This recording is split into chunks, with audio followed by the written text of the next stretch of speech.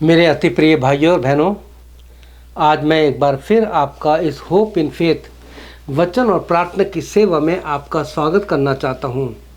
और मैं धन्यवाद देता हूं कि यीशु मसीह ने हमारे हाथ में अपना वचन दिया है। ये पवित्र शास्त्र बाइबल यही हमें बताती है कि इन अंतिम दिनों में हमें क्या और कैसे अपने कार्य को एक अंजाम देना है।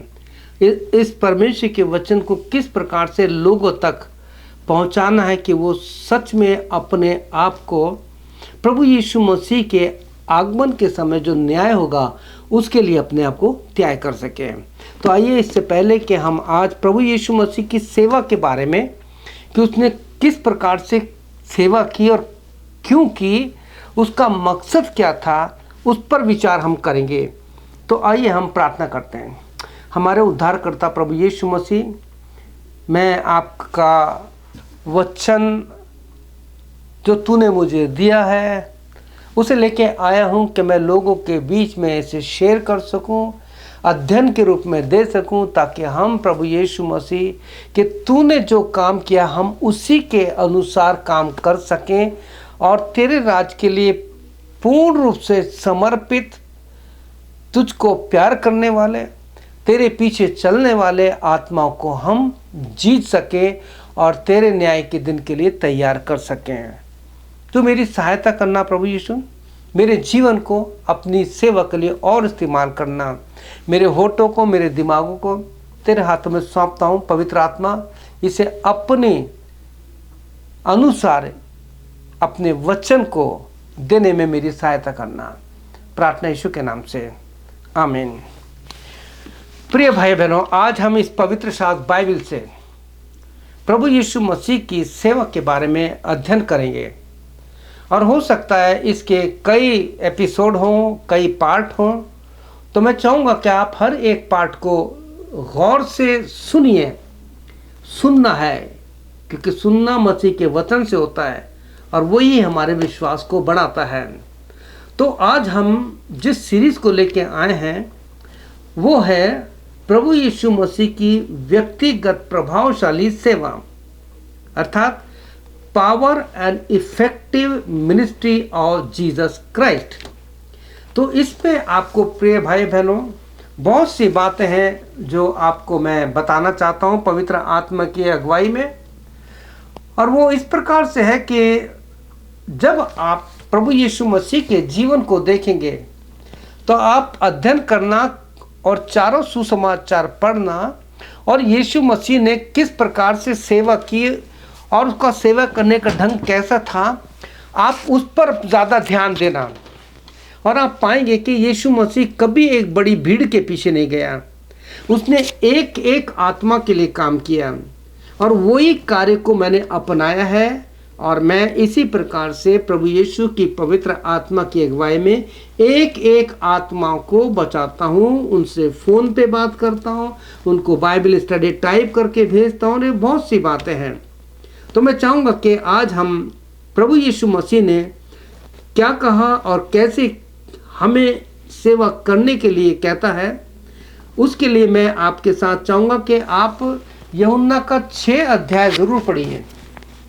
और जब आप 6 अध्याय पढ़ेंगे तो आप वहाँ उस बात को पाएंगे कि किस प्रकार से यीशु मसीह उस अध्याय में बहुत सी बातें कहते हैं। और प्रभु यीशु मसीह ने बहुत सी ऐसी बातें की कि जो मैं ये कहूँगा नामधारी, केवल नाम के जो प्रभु यीशु के चेले थे, जो इस बात को समझ नहीं पाए, वो यीशु को छोड़ के चले गए। आज भी बहुत से नामधारी विश्वासी हैं, आज भी बहुत से नामधारी सेवक हैं, आज भी बहुत से नामधारी मसीही हैं। जब उनको समझ में नहीं आता, केवल प्रभु तक सीमित रहता है, उस प्रभु यीशु मसीह की गहराई तक उनको पहुंचना नहीं चाहता। तो जो वचन मैं आपके साथ शेयर करना चाहता हूं, और जब आप उसको पढ़ेंगे, यानी यूहन्ना 6 अध्याय, तो आपके साथ बहुत सी बातें ऐसी आएगी कि आपको पता लगेगा कि यीशु मसीह ने क्या हमारे साथ किया है और हमें क्या करने को कहता है। जब यीशु मसीह ने यूहन्ना 6 अध्याय में बहुत सी बातों को बताया, तो लिखा है, जो उसका वचन 66 वर्ष है, 66 वर्ष है, जॉन 6:66, तो वहाँ लिखा है, इस पर उसके बहुत से चेले उल्टे फिर गए, ना यीशु मसीह को छोड़कर चले गए और फिर उसके बाद साथ कभी नहीं चले। और जब 67 वर्ष पढ़ते हैं तो वहां हम ये पाते हैं, और वचन को पढ़ने के बाद हम इस बात को समझते हैं, जब यीशु ने अपने चेले से पूछा, 67 वर्ष में यीशु कहते हैं, क्या तुम भी चले जाना चाहते हो क्या? आज प्रिय भाई, आपके लिए एक खुला निमंत्रण है। आपसे प्रभु यीशु कहना चाहते हैं, क्या आप मेरे साथ चलना चाहते हो या तुम भी चले जाना चाहते हो? और जब मैं इस वचन पर मनन कर रहा था तो इसका अर्थ पवित्र आत्मा ने जो मुझे समझाया, वो प्रभु यीशु मसीह ने अपने चेलों को जिनसे कहा कि क्या तुम भी चले जाना चाहते हो, वहां यीशु का कहने का मतलब ये था, क्या तुम भी जाना चाहते हो? यदि तुम जाना चाहते हो तो जा सकते हो, तुम पर कोई दबाव नहीं है। लेकिन प्रभु यीशु मसीह कहते हैं, क्योंकि मैं भीड़ नहीं चाहता, मुझे ऐसे लोग नहीं चाहिए कि जो बस नाम से मेरे पीछे चलें। मुझे ऐसे लोग चाहिए जो अपने आपे का इनकार करें, अपने प्रतिदिन का क्रूस उठाएं और मेरे पीछे हो लें। इसलिए प्रभु यीशु मसीह कभी भी एक बड़ी भीड़ के पीछे नहीं गया। पढ़िए 400 समाचार कि कब प्रभु यीशु ने लोगों को इकट्ठा किया हो, बुलाया हो। प्रभु यीशु ने कभी किसी को नहीं बुलाया। उसने तो निमंत्रण दिया है कि मेरे पास आओ, जो पाप के बोझ से दबेले हैं, जो बीमारी के बोझ से दबेले हैं, जो अलग अलग समस्या में, तुम मेरे पास हो, मैं तुम्हें विश्राम दूंगा। जब हम इन 4 सुसमाचार को पढ़ते हैं, मैं आपसे कहना चाहता हूँ, रात भी हमारी प्रेयर मीटिंग थी तो वहाँ मैंने यही कहा लोगों से, आप केवल 4 सुसमाचार पढ़िए और देखिए यीशु मसीह आपसे क्या कहना चाहते हैं। और जब यूहन्ना का सुसमाचार पढ़ेंगे तो वहाँ ढूंढिए कि प्रभु यीशु ने कितनी बार कहा कि मैं तुमसे सच सच कहना चाहता हूँ। किससे? जब आप ये पढ़ते हो, मैं तुमसे सच सच कुछ कहना चाहता हूँ, तो वहाँ प्रभु यीशु मसीह आपसे कुछ कहना चाहते हैं। वो ढूंढिए, आप पढ़िए, ताकि आपको पता लगे कि प्रभु यीशु मुझसे क्या चाहते हैं।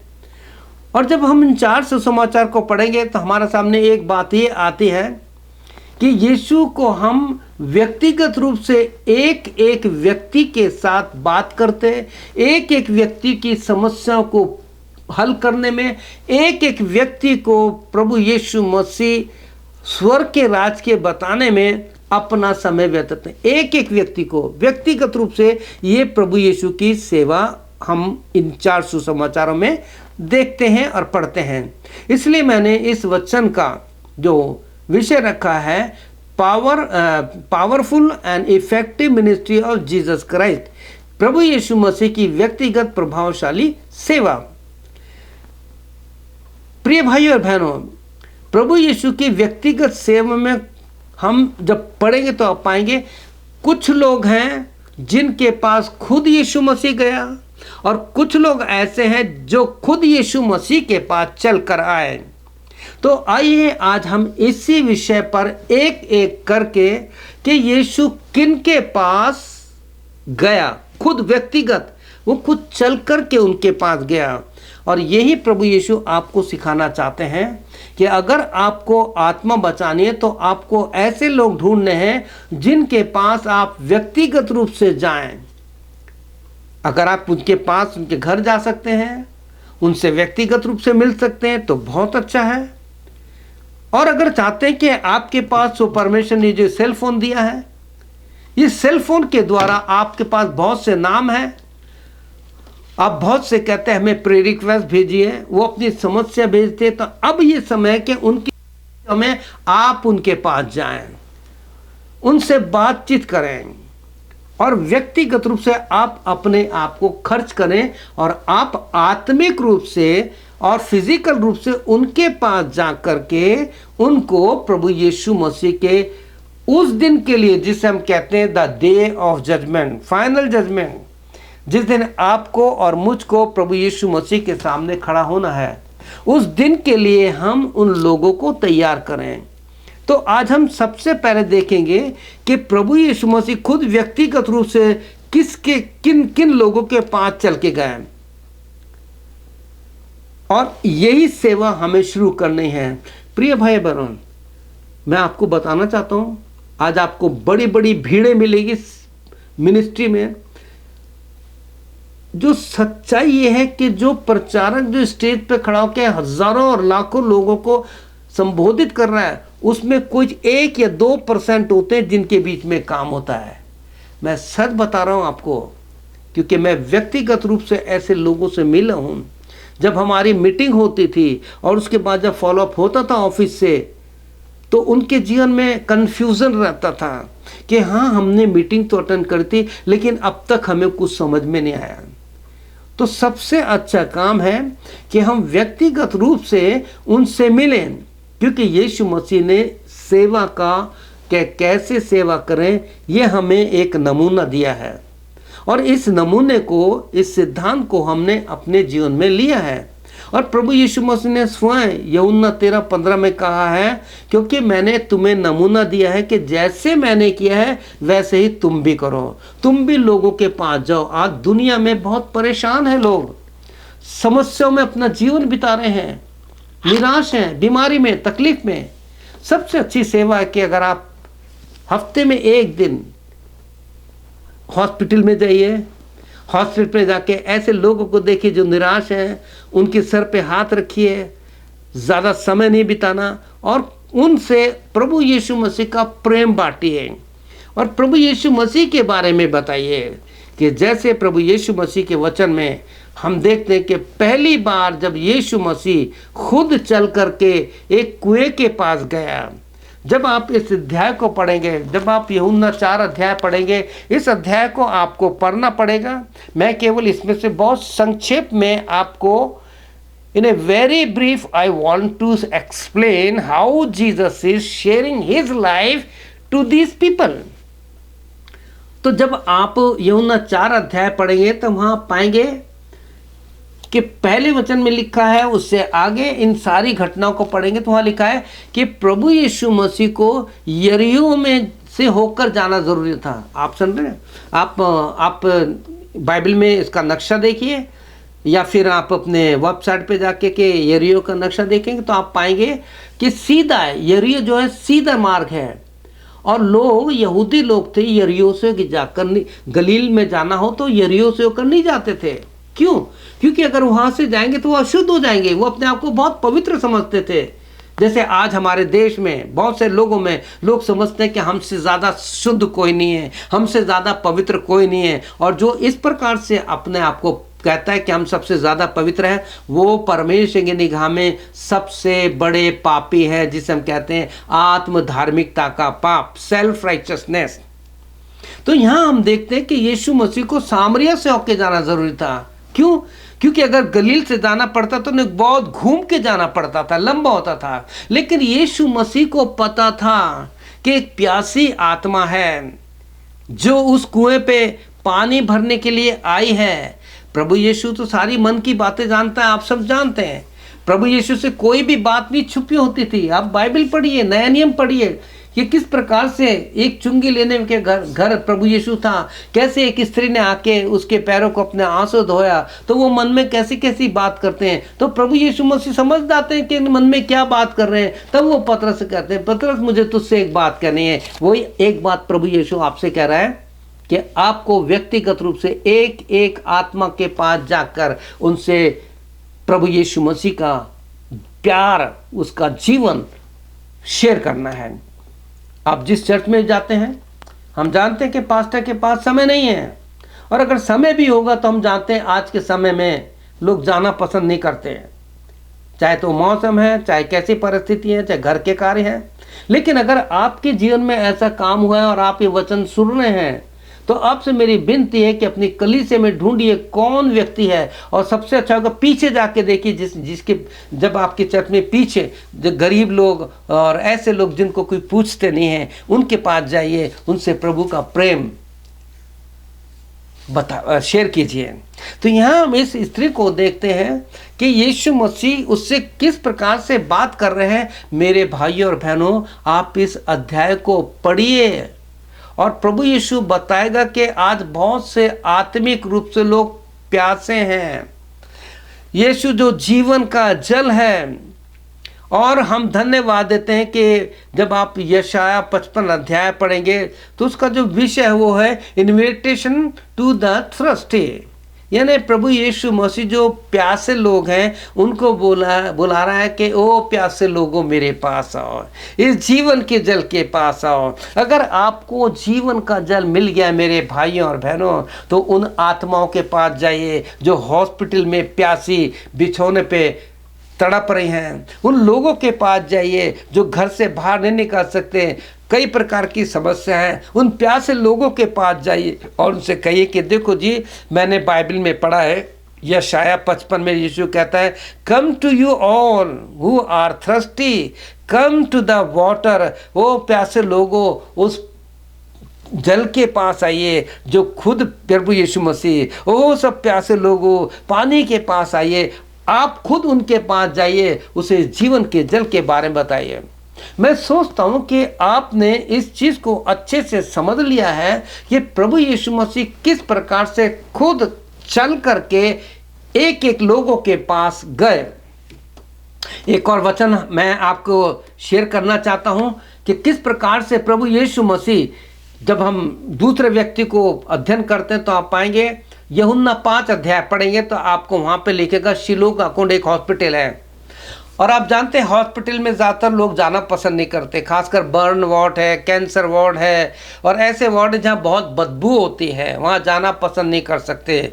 लोग हाथ भी लगाने को पसंद नहीं कर सकते। लेकिन यीशु मसीह को पता है कि एक व्यक्ति है जो 38 साल से बीमार है, उसके पास कोई नहीं है, उसने जीवन में जो कुछ भी किया है उसके कारण जो भी उसके जीवन में दुख तकलीफ आई है, लेकिन प्रभु यीशु मसीह को पता है कि वहाँ पे एक व्यक्ति है।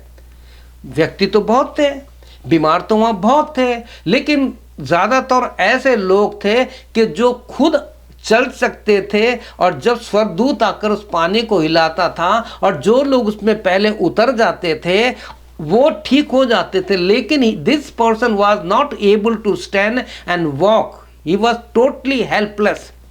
इसलिए यीशु मसीह ने उससे कहा, क्या तू चंगा होना चाहता? तो उसने क्या कहा, मेरे पास कोई नहीं है। इसलिए मेरे प्रिय भाई बहनों, यीशु मसीह ऐसे लोगों के पास खुद चल कर गया, दोज वर हेल्पलेस, जो किसी योग्य नहीं थे। आप जाइए मेरी बहन, आप सोचते हैं कि मैं अकेली हूँ, मेरे आगे पीछे कोई नहीं है। मेरे भाई, आप सोचते हैं कि मैं कैसे प्रभु का वचन प्रचार करूँ। मैं आपसे कह रहा हूँ मेरी बहन, मेरे भाइयों, इसको छोड़ दीजिए, इसमें कुछ नहीं पड़ा। आप एक रील को बनाने में, एक अपने कार्य को बनाने के लिए, लोगों को अट्रैक्ट करने के लिए कितना समय लगाते हैं। क्या आपने इस पवित्र शास्त्र बाइबल में यूहन्ना का 4 अध्याय, यूहन्ना का 5 अध्याय पढ़ के उसकी गहराई में जाकर अपनी आत्मा से पूछा है कि प्रभु यीशु मसीह, मैं प्यासी हूँ, मैं इन सारे कार्यों में इतनी व्यस्त हो चुका हूँ या व्यस्त हो गई हूँ कि मेरे पास ना तो बाइबल पढ़ने का समय है। मैं सबसे पहले अपने काम को, अपने बिजनेस को, अपनी सारी बातों को पहला स्थान देती हूँ। लेकिन यीशु आज आपसे कह रहे हैं, आज आपके पास समय है, यीशु आपसे एक एक समय का न्याय करेगा। क्या आपको इस बात का विश्वास है कि न्याय के दिन आप उस परीक्षा को पास कर लेंगे? मत्ती 7, 21, 22, 23 पढ़ लेना। जब प्रभु यीशु मसीह प्रॉफिट्स लोगों को, जो भविष्यवक्ता हैं, जो भविष्यवाणी करते हैं, जो अपने आप को मैन ऑफ गॉड कहते हैं, जो लोग अपने आप को अपोस्टल कहते हैं, उनसे प्रभु यीशु कह रहे हैं कि कुकर्म करने वालों मेरे पास से चले जाओ, मैं तुम्हें नहीं जानता। कुकर्म का क्या काम है? क्या किया उन्होंने? ऐसे क्या होगा? नहीं। प्रभु यीशु का कहने का मतलब है, जो मैंने तुम्हें सिखाया था कि एक एक आत्मा के पास जाओ, आज बहुत से लोग नरक में जा रहे हैं, तुम उनके पास जाओ, उनको संभालो, जैसे मैंने किया वैसे तुम करके दिखाओ। जैसे हमने वचन में पढ़ा था, यीशु ने कहा कि मैंने तुम्हें सब करके दिखाया, जैसा मैंने किया तुम भी करो। तो मेरे अति प्रिय भाइयों और बहनों, क्या आप अपने जीवन में इस वचन को सुनने के बाद क्या आप आज कहेंगे कि यीशु मसीह मेरी सहायता कर कि मैं अपने जीवन में अपने काम को करने के बाद वो बातें जिन्होंने, खासकर इस चीज़ ने, इस सेल फोन ने मेरा समय ले लिया है पिताजी, मैं चाहता हूँ कि मैं अब अपने घर में बैठ करके इससे उन लोगों के पास जाऊं जो आशाएं हैं। प्रभु यीशु मेरी सहायता कर। हमारे कनाडा के लोगों, हम जानते हैं कि बर्फ़ पड़ती है, बहुत तकलीफ होती है, लेकिन आप अपने काम पे तो जाते हो ना, अपने काम धंधा तो करते हो। क्या घर में आने के बाद इस सेल फोन के द्वारा क्या ऐसे लोगों से बात नहीं करोगे? या आपको कुछ नहीं आता तो कम से कम इसमें फ़ोन करके उन सेवकों से जो आपको गाइड करते हैं उनसे सलाह मांगे कि मैं प्रभु यीशु मसीह की आवाज़ कैसे सुनूं, मैं प्रभु यीशु मसीह में कैसे आत्मा में जड़ पकड़ूं, मैं कैसे यीशु मसीह के स्वभाव के जैसे बनूं। प्रभु के सेवक आपको सिखाएंगे अगर वास्तव में उनका जीवन प्रभु यीशु मसीह के जैसा है। प्रिय भाई बहनों, अगर आपको और भी आगे जानकारी चाहिए, आप मेरे फ़ोन पर, आप कभी भी आप फ़ोन कीजिए। ये कनाडा का नंबर है, मेरा नंबर है +1 780 909 0645।